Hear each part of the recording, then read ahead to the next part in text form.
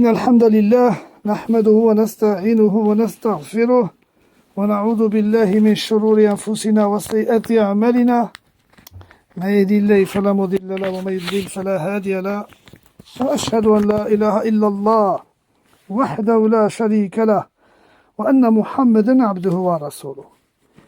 الآن on passe au volume 2 de l'Wasitiyya. Le volume 2, il commence par le destin. Al-Qada et Wal-Qadar.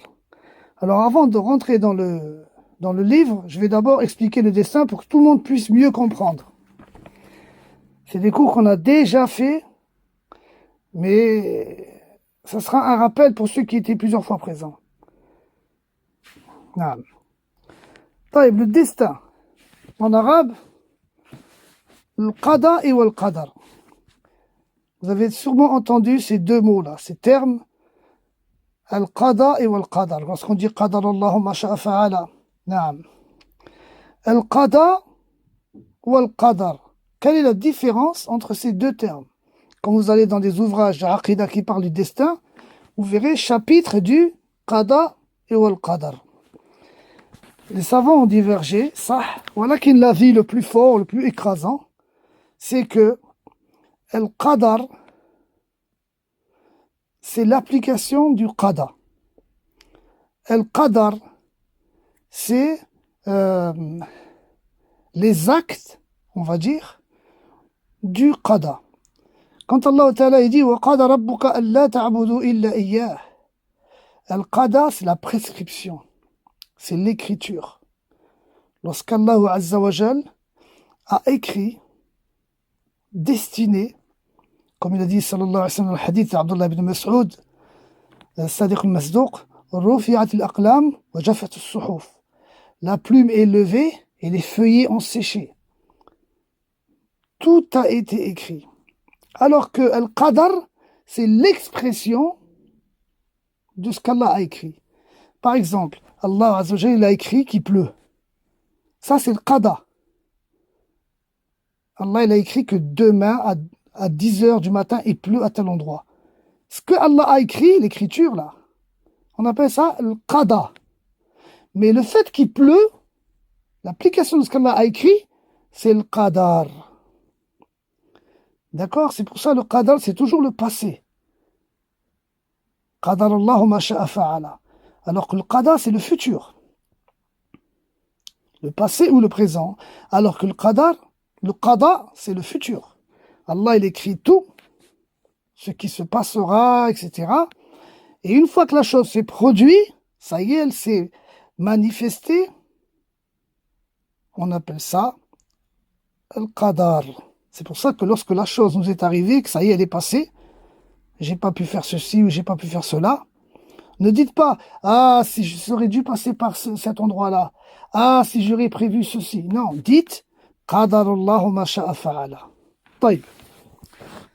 الآن, au début des premières générations, les compagnons, ceux qui les ont suivis de la bonne manière, vous êtes avec moi les frères, ils n'ont appris les règles, que ce soit du destin ou de toute autre chose, directement de la bouche de Rasulullah sallallahu alayhi wa sallam, d'une manière simple et claire, car leur cœur, il n'était pas souillé. Les paroles du messager d'Allah sallallahu alayhi wa sallam, l'éducation et les enseignements de Rasulullah sallallahu alayhi wa sallam étaient accueillis par la saine nature, par la fitra. Une fois que les sectes et les groupes ont commencé à apparaître, en particulier les Jahmiya, les Mu'tazila, et voilà qu'ils touchent à la saine nature. Ils disent, voilà, c'est comme ça qu'on doit croire. La saine nature de l'être humain, elle est souillée. Rappelez-vous le hadith que Rasulullah sallallahu alayhi wa sallam a informé que tous les fils de Adam naissent dans la saine nature. C'est leur père et leur mère c'est leurs parents qui font qu'ils deviennent juifs ou chrétiens, car ils souillent la nature. Donc ça prouve clairement que la nature saine, elle peut être souillée. Ils t'éduquent sur autre chose, ils t'apprennent sur autre chose, et toi tu es convaincu de cette autre chose-là. Alors les savants qui vivaient à l'époque de ces gens qui apparaissaient au fur et à mesure des siècles, ces fondateurs de sectes, ces égareurs, de bonnes ou de mauvaises intentions. Ils se dressaient contre eux et les savants imposaient que le croire au destin, c'est kada. C'est croire à ceci, c'est croire à cela. Certains disaient, Allah ne connaît pas l'avenir. Dans leur croyance, c'est ça. Croire au destin, c'est croire qu'Allah connaît tout. Le passé, l'avenir, le caché, l'apparent, rien ne lui échappe. Les savants imposaient cette croyance-là, imposaient ce pilier-là pour que la saine nature revienne. Si les sectes, les égareurs n'auraient pas apparu, jamais on n'aurait jamais été demandé d'apprendre les piliers, les conditions, les wajibat. Jamais on n'aurait pas besoin d'apprendre ça. On aurait pris les textes comme ils viennent avec la saine nature.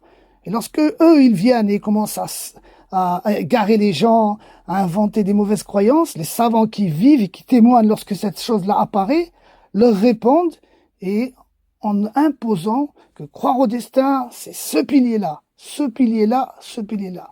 Croire à la foi, c'est kada et kada. La salat, elle a tant de piliers.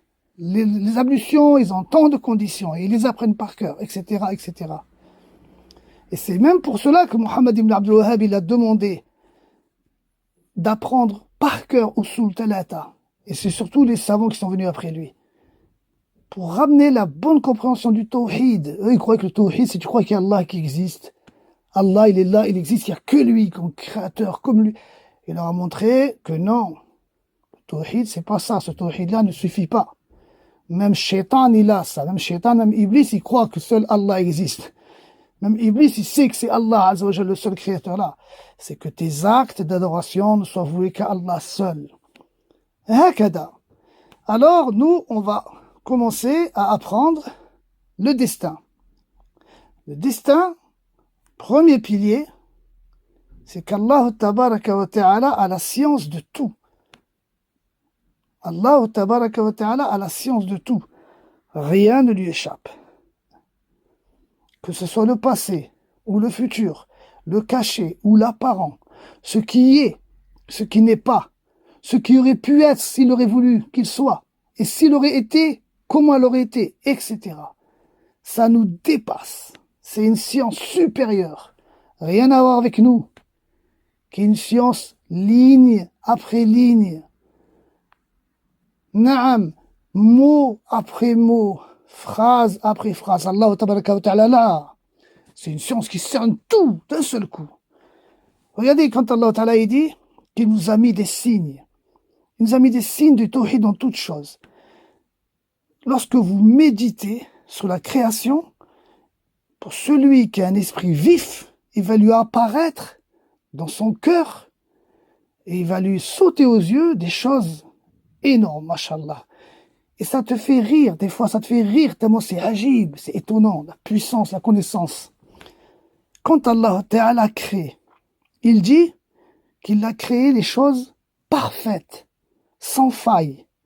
Qu'est-ce qu'ils comprennent les hypocrites, les ignorants, les innovateurs? Ils comprennent les choses à la manière à eux. Comment ça, parfait? Vous voyez bien que c'est pas parfait, l'homme n'est pas parfait, il a plusieurs failles, il n'a pas toute la force, il n'a pas toute l'intelligence, il n'a pas toute la vue, etc. Subhanallah. Regardez mes frères, jazakumullahu khair, méditez sur la création d'Allah. Allah Ta'ala, il a créé la chose dans le sens qu'elle est parfaite d'un coup. Il n'a pas eu besoin de la modifier, puis de la mettre sur place, c'est-à-dire sur terre. Allah, il met par exemple, l'être humain, il le met sur terre et il le modifie tous les ans, tous les 2 ans, il le modifie. Non, c'est comme nous, par exemple. Vous avez vu quand on fabriquait un véhicule, par exemple une voiture. Vous voyez les voitures des années 40, où tous les 10 ans, tous les 15 ans, 20 ans, la voiture elle est de plus en plus parfaite, de plus en plus moderne. Et on commence à mettre ceci, cela, les voitures d'aujourd'hui, maintenant elles sont, Allah Ta'ala, regardez avec le pouce, en face des 4 doigts, direct, tout qui est parfait, direct, pas besoin de les tester, de l'essayer, de le ramener, de modifier, et cela, non, Allah Azza wa Jal, rien ne lui échappe. Médite rien que sur ton propre corps, sur tes dents, ta langue. Wallah, il est parfait, subhanallah, personne ne peut le nier ça, dans ce sens-là, parfait. Si Allah Azza wa Jalla, il aurait voulu créer l'être humain comme au paradis, la perfection comme au paradis, même ça, il nous a montré des signes. Regardez les animaux qu'il a créés. Regardez la puissance de certains animaux. Regardez la rapidité de certains félins, comment ils sont agiles. Regardez, barakallahu fikoum, certaines tortues, comme elles vivent des siècles, des arbres, ils vivent 4000 ans, certains grands arbres. Les astres. Oh, subhanallah. Il faut méditer, ça augmente l'amour d'Allah, ça augmente la foi. Al-Muhim, Allah Ta'ala n'ignore rien. Ceux qui prétendent qu'Allah Azza wa Jal ignore l'avenir, c'est qui? C'est les Qadariya. Les Qadariya, ils disent Allah Azza wa Jal ignore l'avenir. Et ils ont des preuves. Pour eux, c'est des preuves, des arguments. Quand Allah Ta'ala dit liyabluwakum ayyukum ahsanu amala, par exemple. Je vais vous éprouver pour savoir lequel d'entre vous œuvrera le mieux. Ou alors, Allah Ta'ala, il dit qu'il a fait telle et telle épreuve pour savoir qui patientera de celui qui ne patientera pas. Pour distinguer l'hypocrite du croyant, etc. Et tout ça prouve qu'Allah ne distinguait pas l'hypocrite du croyant. Ça, c'est une preuve qu'Allah ne connaissait pas l'avenir, etc. Mais pas du tout, bien sûr, quand tu prends le Coran et la Sunna, il faut prendre les autres textes aussi. Car les textes sont expliqués par d'autres textes. Le Coran est expliqué par le Coran et par la Sunna. Et quand vous regardez dans le Coran et la Sunna, vous verrez qu'Allah tabaraka wa ta'ala donne des explications de ces versets-là. On appelle ça en arabe mutashabbih. Mutashabbih, c'est qu'ils ont plusieurs sens. Cette science-là, elle est cachée, elle n'est connue que d'Allah. Et Allah l'a fait s'exécuter pour qu'elle devienne apparente et elle est connue de tous. Regardez dans la Sunna combien de fois le messager d'Allah nous a donné ce qui allait se passer dans l'avenir. Combien de fois Allah tabaraka wa ta'ala alamat as-sa'a, les signes de la fin du monde. Naam, rien ne lui échappe. Le deuxième pilier. On pourrait encore continuer, barakallahu fikoum, mais si je m'attarde trop, on va pas avoir le temps de faire le livre. Mais barakallahu fikoum, méditer sur la création comme elle est parfaite. Cela est un facteur le plus puissant. Comme il dit Cheikh Al-Utaymin, la méditation dans la création, c'est pour ça qu'Allah nous y appelle d'innombrables fois dans le Coran. De méditer dans la création des cieux et de la terre, dans l'alternance du jour et de la nuit, du bateau qui tape dans les vagues. Et subhanallah, regardez, barakallahu fikoum, surtout comme la création d'Allah est parfaite. Allah Azza wa Jalla, il a créé la chose, que ce soit l'animal, que ce soit la plante, d'une façon parfaite, sans qu'elle ait aucune faille. Il n'y a pas quelque chose qui manque et elle doit être modifiée, on la ramène. Comme si on ferait un robot, vous avez vu les robots qu'ils ont essayé de faire. Dès qu'il arrive devant un obstacle, le robot, il ne sait plus comment faire. Il a fallu qu'il modifie, qu'il revienne, qu'il rajoute, comme si Allah il rajouterait le mollet, puis après il rajouterait le muscle devant, puis après, là, subhanallah, d'une façon parfaite. Si vous saviez combien on utilise de muscles, rien que pour marcher, tu utilises d'innombrables muscles. Même des muscles du dos, tu les utilises pour marcher, subhanallah. Bref, Allah tabaraka wa ta'ala a tout écrit. Le deuxième pilier. Les savants, certains disent pilier, certains disent degré. Deuxième pilier, celui qui veut croire au destin comme il se doit. Il doit aussi croire, non seulement qu'Allah a la science de toutes choses, rien ne lui échappe, et qu'Allah Azza wa Jal a tout écrit. Pourquoi? Parce que tu ne peux pas croire au destin comme tu veux, toi. Imagine quelqu'un qui prie d'une manière erronée. Il se prosterne pas, il fait autre chose. Tu lui diras, mon frère, qu'est-ce que tu fais? C'est pas comme ça la salat. La salat, c'est de telle manière, takbir ihram, puis tu t'inclines, puis tu te relèves. Tu lui expliqueras la salat comme tu la connais dans le kitab et la sunna. Et lui dira, non, l'essentiel, c'est que je prie. Toi, tu vas dire, meskin, qu'est-ce qu'il est ignorant? Ah ben, dans le destin, c'est pareil. Dans la foi, l'iman, c'est pareil. Croire aux anges, c'est pareil. Croire au jour dernier, c'est la même chose. On va pas croire au destin comme on veut, nous. Allah, il nous a imposé une croyance au destin comme elle est véritablement. C'est Allah Azza wa Jal qui a lui-même créé le destin, qui a écrit toutes choses. C'est lui, Allah Tabaraka wa Ta'ala, qui sait. Si ta aqida, elle est faussée, tu crois une chose fausse, plus ou moins grave, ta foi, elle va être faussée. Pour que ta foi, elle soit pas plafonnée, elle soit pure et qu'elle puisse monter avec tes efforts, elle monte, même si tu fais des efforts, elle monte plus encore, il faut qu'elle soit correcte, qu'elle correspond à la vérité. Et la vérité, on le trouve dans le Coran et la Sunna. Allah Ta'ala a tout écrit. Naam. C'est pour cela, barakallahu fikum, qu'il n'est aucun doute que le temps existe avant le lieu. Le temps,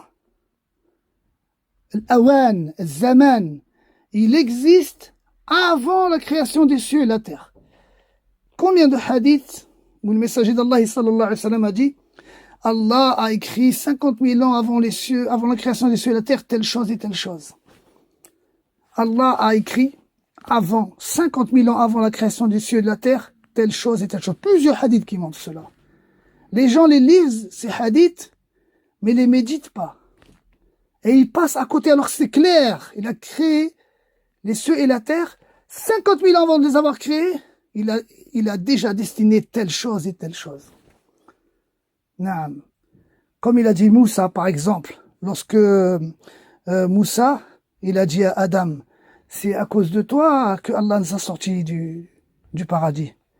Adam lui a répondu, pourquoi tu me reproches une chose qu'Allah avait déjà destinée 50 000 ans avant les créations des cieux et de la terre.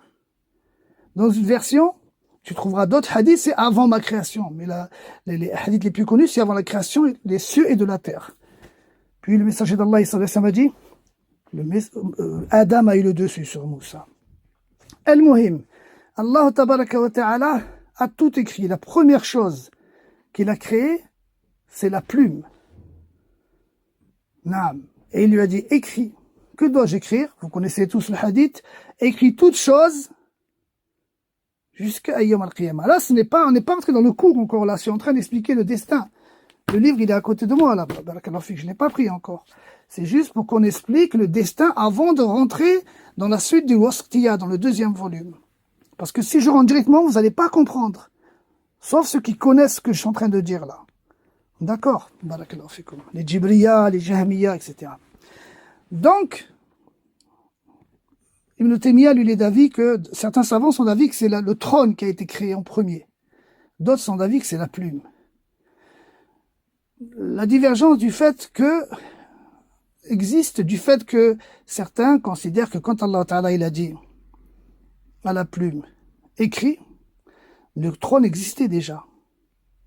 Le fait que Allah, la première chose qu'il a créée est la plume en ce qui concerne les cieux et la terre. Pas en ce qui concerne autre chose. Et d'autres savants disent non, c'est la plume. Car le hadith dit la plume. Al-Muhim. Naam. Donc, l'écriture, Al-Qada, qu'Allah tabaraka wa ta'ala a ordonné à la plume de tout écrire, rien n'échappe. Il ne faut pas croire, n'imaginez pas vous dans votre tête comme un stylo et un papier, ça écrit, comme des lettres, alif, bata, etc. Non, le comment n'entrera pas dans la raison. Vous avez vu, barakallahu fikum, des CD, je sais pas comment on appelle ça, des CD qu'on met dans les ordinateurs, là. Vous savez très bien que c'est une écriture.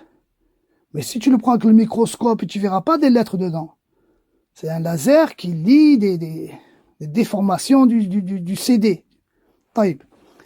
Et pourtant, quand tu veux le lire, on dit oui, mets-le. Tu mets sur lecture, on appelle ça lire. Non. La preuve de ça, c'est que il y a d'autres formes d'écriture. Et l'écriture, par exemple, comme il a dit le hadith Sadiq al-Masduq, encore une fois, le hadith d'Abdullah ibn Mas'ud, au bout de 3 fois 40 jours, l'ange, il descend dans les matrices de la mer et il écrit le destin du bébé, de l'enfant. Il écrit 4 choses. Et il écrit où? Il écrit dans le front, sur le front du bébé. Vous connaissez le front, barakallahu fik, le haut du visage. Et pourtant, si tu prends des microscopes, etc., tu ne trouveras pas d'écriture. Al-kayf ghayr ma'qul. Mais c'est une vérité, c'est pas une façon de parler, c'est pas une image. Naam, c'est vraiment une vérité. Seul Allah connaît le comment. Alors, barakallahu fikum, cette écriture-là, elle ne change jamais. C'est pour cela que le hadith il dit la plume a été levée et l'encre a séché, les feuillets ont séché. Mais beaucoup parmi les gens de science, tirés du kitab et de la sunna, bien sûr, pourquoi? Les hadiths, je vais vous les donner, bien sûr, sont d'avis qu'il existe une autre forme d'écriture qu'Allah Azza wa Jal donne aux anges pendant Laylatul Qadri, la nuit du destin. Laylatul Qadr, regardez pourquoi on appelle ça le Qadr. Pourquoi? Parce que il y a dit dans le hadith que celui qui invoque Allah lui enlève le malheur qui lui était destiné, que celui qui préserve le lien de parenté, Allah lui rallonge sa vie, etc. Des hadiths qui montrent que, subhanallah, c'était destiné et pourtant Allah le change. Ça, barakallahu fikum, c'est des destins qu'Allah donne aux anges. Il les appelle et il les rappelle comme il veut, comme il le désire. Et c'est lui qui change le destin de qui il veut, comme il veut. Mais le destin dans la mer des Écritures, Lawh al-Mahfoud, les tables gardées, celui-ci ne change jamais. Quand Allah Azza wa Jal donne à un ange, aux anges, leurs travaux, leurs missions, c'est mentionné dans la table gardée. Que l'ange revient et ramène que ça a été dessiné, puis ça a été changé. Tout ça est mentionné. Pour Allah, il a besoin de cela, d'aucune puissance. On dit en arabe, comme Allah le dit lui-même dans le Coran, c'est un verset, il dit وَمَا ذَلِكَ عَلَى اللَّهِ بِعَزِيزٍ. Et Allah n'a pas besoin de puissance pour ça. Attention mes frères de tomber dans le penchant vers l'égarement. Ceux qui ont le cœur qui penche vers l'ambiguïté. Pourquoi? Parce que si tu regardes autour de toi, tu vois les détails de la création. Tu comprends que pour Allah, c'est rien. Regarde les détails de la création, regarde les poussières, regarde les insectes, regarde au fond des océans, plus profond des jungles et des montagnes, toutes les créatures qu'Allah nourrit, qu'Allah fait battre leur cœur. Pour Allah, c'est rien ça. Le cosmos, c'est rien. C'est facile. Alors qu'est-ce que c'est l'écriture à côté? C'est encore plus facile encore. D'accord? Faut que ta croyance soit ferme. Rien n'est oublié. Naam. C'est pour cela, barakallahu fik, Allah Ta'ala dit dans surat Dukhan, Hamim wal kitabil mubin, inna anzalnahu fi laylatil mubarakatin linakuna munzirin, fiha yufraqu kullu amrin hakim. Nous l'avons descendu dans la nuit bénite, le Coran, dans la nuit bénite, où Hamim wal mubin, inna anzalnahu fi laylatil mubarakatin linakuna munzirin, fiha, où dans cette nuit, il y a il tranche sur toutes les décisions sages. Kullu amrin hakim. Il tranche sur toutes les décisions sages. Mafhoum les frères, barakallahu fikum. Naam. Et lorsqu'Allah Ta'ala écrit, le comment n'entre pas dans la raison. Rien n'est oublié. Même nous, les êtres humains, on a réussi à atteindre un degré où on peut écrire les choses sans oublier. Si on prend une caméra, quand tu filmes avec ta caméra ou avec ton portable, tu filmes. Imagine, tu filmes une forêt avec la pluie qui tombe et des gens qui passent. Puis après, tu vas mettre play, tu vas mettre lecture et tu vas regarder. Est-ce que tu as oublié une feuille? Est-ce que tu as oublié un cheveu d'une personne qui est passée? Tu n'as rien oublié. C'est pas pour faire le comparaison avec Allah. Attention, pas du tout. C'est pas ça. C'est pour bien montrer qu'Allah tabaraka wa ta'ala, lui, il est au-dessus de cela. C'est pas, barakallahu fikum, quand la créature, même nous, dans la technologie, etc., on comprend pas, même les grands scientifiques, ils comprennent pas le comment. Ils ne connaissent que le résultat de la chose. Je vais pas m'y attarder, hein. Mais quand les scientifiques, ils arrivent à un degré de technologie, la grosse majorité des cas, ils comprennent pas le comment de la chose. Ils voient, ils constatent que ça fait ceci, qu'il y a des ondes, que le téléphone, la voix, elle passe par les ondes, ils constatent et ils le font et ça marche. Mais le comment, ils ne le connaissent pas. Ça, c'est une chance qui les dépasse. Troisième degré, Allah tabaraka wa ta'ala, il a la volonté de toutes choses. Troisième pilier. Naam, c'est une obligation pour toi, mon frère, de croire au destin. Celui qui ne croit pas au destin, il n'est pas musulman. Mais quand tu crois au destin, tu ne crois pas comme tu veux toi, ou comme il veut l'autre, ou comme les philosophes Platon et Socrate, comme ils ont fait les Ash'arites ou comme la raison te l'impose. Oui, mais ça, c'est pas possible, c'est avec les lois physiques, parce qu'il y a cela, alors c'est pas possible cela. Tout cela, barakallahu fikum, c'est du batil. Nous, quand on croit au destin, on veut la révélation d'Allah à son prophète pur. Comment je dois y croire? Qu'Allah Azza wa Jalla a la science de toutes choses, rien ne lui échappe, que tout est écrit. Là, en ce qui concerne l'écriture, j'ai été très bref. Je vous assure, mes frères, j'ai été bref. Comment dire? Je sais pas comment dire. J'ai vraiment abrégé. J'ai abrégé. Naam. Et le troisième pilier, la volonté. Vous m'entendez? Vous êtes avec moi, hein? C'est quoi la volonté? C'est qu'Allah tabaraka wa ta'ala, tout se produit selon sa volonté. Mais, comme les Ash'ari eux-mêmes et les Maturidi en plus, n'ont pas fait la différence avec la volonté kawniyya shari'iyya. Pourquoi? Parce qu'ils sont basés sur la volonté d'Allah tout court. Donc ils se sont mélangés les pinceaux. Et ils ne peuvent pas s'en sortir. Pourquoi? Parce qu'en vérité, la volonté d'Allah Azza wa Jalla est de deux sortes. La volonté universelle, de ce qu'Allah Azza wa Jalla veut. Il veut que demain il pleut, il veut que telle chose se produise dans l'univers, il veut que telle chose se produise sur Terre. Il a décidé que telle chose se produise. Obligatoirement, elle se produira. Même si tous les humains et les djinns s'unissent, personne ne pourra l'empêcher. Il ne veut pas que telle chose se produise. Cet homme-là n'aura jamais de lumière, ne sera jamais guidé. Même si tous les djinns et les hommes s'unissent pour qu'il soit guidé, si Allah ne veut pas, elle ne se produira pas. Je vous apprends rien quand je vous dis ça. Ça, c'est la volonté universelle, la volonté de ce qui se produit dans l'univers. Kawniyya. Mais il y a une autre forme de volonté. C'est ça qu'ils ont mélangé, qu'ils n'ont pas compris. Mais maintenant, ils ne peuvent plus l'accepter. Parce que l'accepter, ça sous-entendrait, ils reconnaissent avoir été dans la faute, dans l'erreur. C'est que la volonté shari'iyya, dans la législation, Allah il veut compris, quand il nous ordonne de prier, dans le Coran, dans la Sunna, quand il nous ordonne de jeûner, kutiba alaykum as-siyam, ce n'est pas la même volonté. Si Allah Azza wa Jal veut que l'on prie, c'est un ordre qui nous donne, ou qu'on jeûne, qui va différencier celui qui obéit de celui qui désobéit. Ça n'a rien à voir avec la volonté kawniyya. Ces deux volontés-là, on les reconnaît avec des différences majeures. La volonté universelle de ce qui produit dans l'univers, obligatoirement la chose se produit.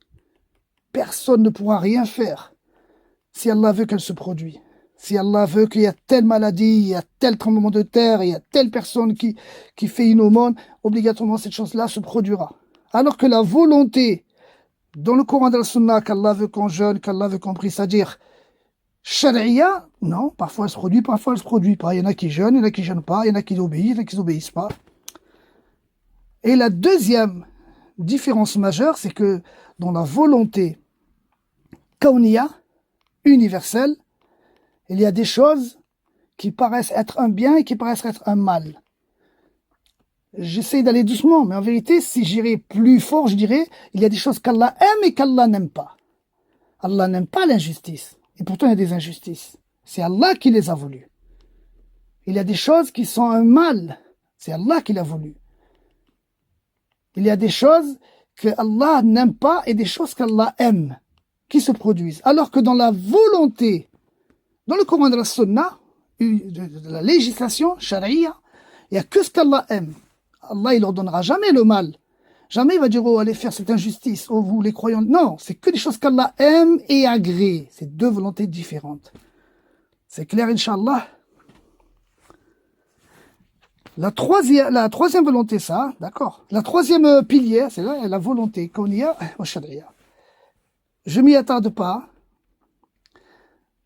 La quatrième et dernière, le dernier pilier, quatrième et dernier pilier, c'est la création. Et ça aussi, barakallahu fikum, les gens du destin se sont dressés contre cela. Subhanallah, dans plusieurs domaines différents. C'est quoi la création? Tout ce qui existe, c'est Allah Azza wa Jal qui le crée. Naam. Rien n'est créé par un autre qu'Allah. Mais comment, vous allez me dire, ont-ils pu croire que c'est un autre qu'Allah qui crée? Comment? Ils ont prétendu que l'être humain, il est sur terre, comme je vous avais dit la dernière fois, comme toi, si par exemple tu as un petit robot, tu le poses dans ta maison, par terre, et le petit robot, il marche selon comme il veut lui. Et il fait demi-tour et il marche avec des piles, par exemple.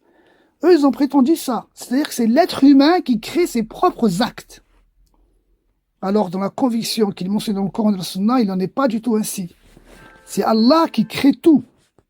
Même tes actes. Toi, tu veux le faire, tu as la volonté de le faire, tu as l'intention de le faire, Allah le crée pour toi. Ton acte, chaque chose, même ta parole. Ils ont été obligés de toute façon d'avoir cette croyance-là, sinon ça contredisait d'autres piliers de leur croyance. Chaque instant, on ne dit pas chaque seconde, non. Plus, seul Allah le connaît, c'est-à-dire le détail de ça. Le comment n'entre pas dans la raison. Chaque instant, c'est une création d'Allah. Allah crée les instants. Chaque instant, Allah le crée. C'est pas sur terre, on est tous là et on fait comme on veut. Et non, pas du tout. C'est Allah qui gère vraiment tout. Il n'y a pas 1 millimètre dans le cosmos plus profond de l'espace qui n'est pas géré par Allah tabaraka wa ta'ala. C'est une puissance, c'est une connaissance, c'est une considération d'Allah Azza wa Jal tout autre que celle des Juifs et des chrétiens et qui eux, ils n'ont pas rendu Allahu Akbar comme il se doit. Quand on dit Allahu Akbar, Allah est le plus grand et bien plus grand que ce que vous imaginez, que ce que vous pensez. Regardez, subhanallah, Allah a tout créé. Eux, ils disent, non, la créature qui fait ses gestes, qui fait ses actes, c'est elle qui crée ses actes et c'est elle qui crée ses gestes. C'est pour ça qu'il y a un hadith qui rapporte que le prophète d'Allah, sallallahu alayhi wa sallam, a dit, les Majus, les Qadariya, pardon, c'est les Majus de la communauté. Les gens qui ont la faille dans le destin sont les adorateurs du feu et des étoiles de la communauté. Il y a des gens, des religions, des sectes qui s'appellent les Majusin. C'est des gens, ils adorent le feu, ils adorent les étoiles, surtout ils adorent le feu. Il y en a, ils adorent la lumière, les ténèbres. Eux, ce ne sont pas des musulmans. Ils existaient déjà bien avant la venue de... Ils étaient déjà présents du temps de Ibrahim. C'est des sectes, des groupes dans tous les 4 coins de la terre. Le prophète sallallahu alayhi wa sallam a dit, dans ma communauté, il viendront des gens qui renieront le destin, le qadar, les qadariya. Ces gens-là sont les adorateurs du feu de ma communauté, c'est les méjoussines de ma communauté. Pourquoi? Parce que ces gens-là, les méjoussines, ceux qui adorent le feu, etc., eux, ils ont comme conviction que la lumière, elle crée le bien et que les ténèbres, ils créent le mal. La lumière, elle crée le bien et les ténèbres, ils créent le mal. Alors, les Qadariya, eux, ils croient que Allah, il crée tout, mais que les créatures, elles créent leurs propres actes.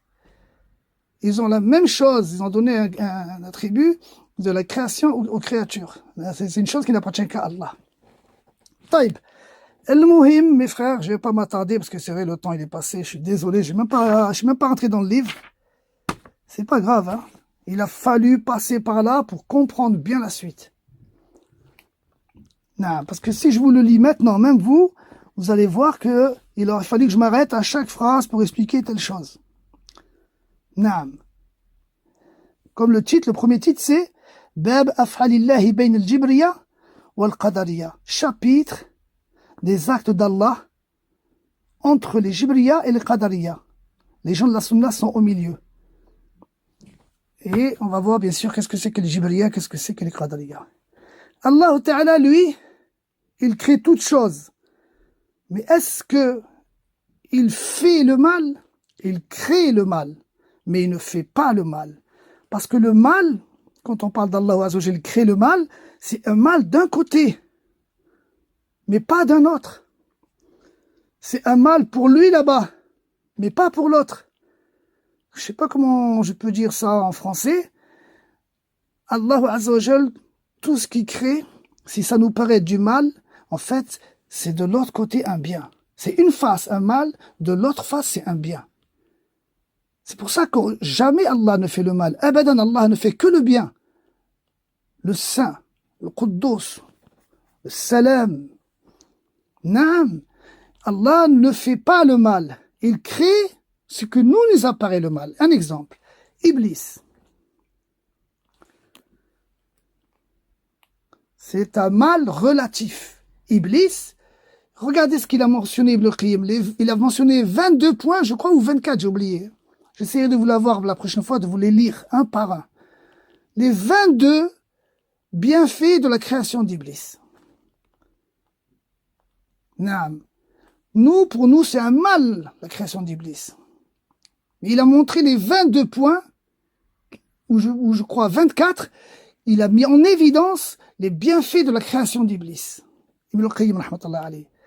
C'est un mal relatif, qui nous paraît être un bien, nous paraît être un mal, mais en fait qui n'est qu'un bien. Et parfois des choses on les cerne, parfois des choses on les cerne pas. Certains ignorants disaient pourquoi Allah a créé tout ceci s'il a besoin de rien. Ça c'est l'ignorance. Vous rentrez dans ce que vos raisons ne cernent pas. Pareil pour le destin, lorsqu'Allah Ta'ala il a tout écrit et il a envoyé une autre écriture qu'il envoie les anges dans leur mission. Naam, le croyant, pour être croyant vraiment sincère, Ibn Taymiyyah dit il faut 5 conditions pour être croyant. N'est pas croyant qui veut comme ça. Il faut obligatoirement apprendre et mettre en pratique.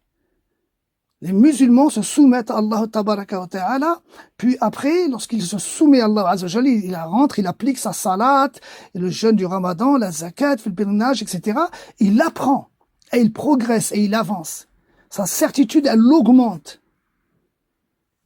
Tout autour de lui, des signes d'Allah azza wa jalla vont le rendre fort. Puis, une épreuve arrive. C'est ça, c'est un monde d'épreuves. Va se venir devant ton nez. Et cette épreuve-là, tellement tu as fait des efforts, tu as appris ta certitude, tu vas l'écraser comme rien, avec le bout du doigt. Alors que celui qui n'apprend pas, qui fait pas d'efforts, il vit que pour dunya, chaque jour il pense qu'à dunya, et la religion elle prend peu de place dans sa vie, dans son cœur, et d'importance, une petite épreuve qui arrive, tous les signes qu'Allah lui a mis, toutes ces choses-là qui font que les voilà qu'elle les met par terre. Cette petite épreuve-là est venue, a tout mis cela par terre. Pourquoi? Parce qu'il commence à dire, oui, mais pourquoi Allah ceci, alors cela? Oui, mais d'accord, mais pourquoi ceci, alors cela? Je sais pas, j'ai envie de vous donner un exemple, mais je sais pas comment dire. C'est comme si, par exemple, excusez-moi l'exemple, hein, il vient de m'arriver maintenant, alors j'espère qu'il va être bien, mais c'est comme si dehors, il y a de l'eau de partout, qui montre qu'il a plu. Et tu avances un petit peu, tu verras une tache sec. Il n'y a pas d'eau. Et tu vas dire, non, il n'a pas plu. À cause de cette tache sec. Au lieu de te dire, oui, mais attends, il y avait quelque chose qui était là, qui a fait que l'eau n'est pas passée. Des choses que seul Allah connaît. Non. Tous les signes d'Allah Azza wa Jalla, ils lui ont mis le doute dans son cœur.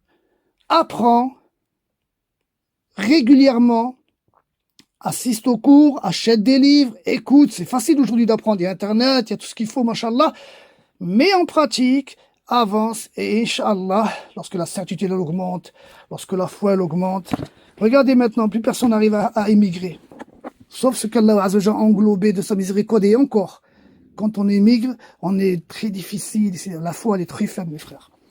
Al-Muhim, je regarde combien il reste de temps, aïe, taïb. Il reste 10 minutes. Je vais, Inch'Allah, parler un petit peu des Jibriya. D'accord. الحمد لله والصلاة والسلام على من لا نبي بعد ومن والاه. تواسط أهل السنة والجماعة في باب أفعال الله بين الجبرية والقدرية. Les Jibriya, c'est ceux qui ont suivi Jahm ibn Safwan. Il faut savoir que Jibriya, à la base, il faut comprendre une chose, mes frères, importante quand même, c'est la différence entre le nom des sectes et le nom des caractéristiques des sectes. Quand on parle des Jahmiya, c'est une secte. Quand on parle des Ash'ari, c'est une secte. Quand on parle des Maturidi, c'est une secte. Quand on parle des Khawarij, c'est une secte. Mais quand on parle de caractéristiques de sectes, ces sectes-là, ils ne croient pas aux noms et attributs. Par exemple, on appelle ça les Mu'attila. Ils font du ta'til. Cette secte-là, elle ne croit pas au destin. On appelle ça Qadariya. Ou alors Jibriya. Malgré que Qadariya, attention, c'est différent. Qadariya, il y a la secte et il y a la caractéristique. Il y a les deux. T'as des gens, c'est pas des Khawarij, mais ils ont les caractéristiques des Khawarij. Mais ça, c'est pareil. Jibriya, c'est ceux qui prétendent que l'être humain, il est comme une marionnette. Il n'a aucun choix, il n'a aucune décision. Comme Allah Azza wa Jal, il le fait comme une marionnette. Le contraire des Qadariya. Les Qadariya, c'est l'inverse. C'est que les êtres humains, ils font tout d'eux-mêmes. Alors que les gens de la Sunna, ils sont entre les Jibriya et les Qadariya. Donc, les Jahmiya, eux, ils ont cette faille. Pour eux, l'être humain, c'est des Jibriya, les Jahmiya. C'est comme une marionnette. Par rapport à Allah, il fait ce qu'il veut d'eux, dans le sens, leurs actes, c'est Allah qui l'a décidé, c'est Allah qui ils n'ont aucune responsabilité s'ils font du halal ou s'ils font du haram ou là. Pourquoi Allah Azza wa Jal châtierait quelqu'un que c'est pas lui qui est responsable de ses actes? Subhanallah. Déjà, rien que ça aurait été suffi amplement. Allah Azza wa Jal châtie, met en enfer des gens qui n'ont aucune responsabilité sur leurs péchés, sur leur injustice. Allah tabaraka wa ta'ala, le juste. Naam. Allah tabaraka wa ta'ala est-il plus juste qu'Allah? Ce qui juge en toute équité. Si Allah ta'ala châtie quelqu'un, c'est que cette personne-là, elle est responsable complètement. Lorsqu'il t'arrive un bien, c'est min fadlillah et de son bon vouloir et c'est un bienfait. Et lorsque toi tu commets le mal, c'est toi qui l'as voulu. C'est toi qui as eu la volonté. Écoutez cette faïda, mes frères. Ibn al-Qayyim, rahimahullah ta'ala, il a dit dans Madarij Salikin, il a dit, lorsque l'être humain fait un péché, lorsque l'être humain fait une désobéissance ou un péché, et il se repent à Allah tabaraka wa ta'ala, pour qu'il se fasse pardonner, déjà, première chose, il doit reconnaître le péché. Il doit reconnaître sa faute. Le premier pas vers le repentir, c'est reconnaître son péché, reconnaître sa faute. Celui qui fait, qui ne passe pas par le fait de reconnaître sa faute, de reconnaître son péché, son repentir n'est pas accepté. Ceux qui disent Allahumma, c'est toi qui me l'as destiné. Ibn al-Qayyim, c'est pas moi qui parle, c'est Ibn al-Qayyim, Madarij Salikin. Allahumma, c'est toi qui me l'as destiné, ce péché. C'est toi qui as fait dans le destin que je le commets. Allah Ta'ala, il lui répond, c'est toi qui as eu l'intention, c'est toi qui as eu la volonté, et il lui pardonne pas. Mais celui qui dit, Allahumma, c'est moi qui ai eu la volonté, c'est moi qui ai eu envie de le faire, c'est moi qui ai l'intention de le faire, c'est moi qui l'ai commis, je suis coupable. Allah lui répond, oui, mais c'est moi qui te l'ai destiné. Et il lui pardonne. Regardez, barakallahu fikoum, les gens du juste milieu. Jama'at al-Wusta, bain al-Jibriya ou al-Qadariya. Les Qadariya, eux, c'est l'être humain qui fait tout. C'est pas Allah qui l'a destiné. Rappelez-vous ce qu'a dit Abdullah ibn Omar. Si je les rencontre, je leur mettrai mes deux doigts dans les yeux. Je leur creverai les yeux avec mes doigts. Abdullah ibn Omar, parce qu'ils ont déjà existé à son époque. Et les Jibriya, c'est l'inverse. Tu n'as aucune responsabilité de tes actes. Aucun mérite de tes actes. Tu es meshbour, comme on dit. C'est pour ça qu'on dit Jibriya. Taïb, mes frères, je vous laisse là, Inch'Allah. J'espère que vous avez été attentifs, que ça vous est profitable, car ça c'est la saine croyance en ce qui concerne le destin pur. Ça a l'air, pour certains, je pense que pour certains, ils ont appris des choses, découvert, étonné, etc. Alors que j'ai très abrégé. C'est un abrégé qu'on a fait. C'est pour cela qu'il faut être attentif et être présent. Et faire des efforts dans son propre, chacun dans soi-même, il fait des efforts dans sa maison, dans sa vie tous les jours, d'apprendre et d'avancer dans la religion. وأسأل الله التوفيق وسبحانك اللهم بحمدك وأشهد أن لا إله إلا أنت أستغفرك وأتوب إليك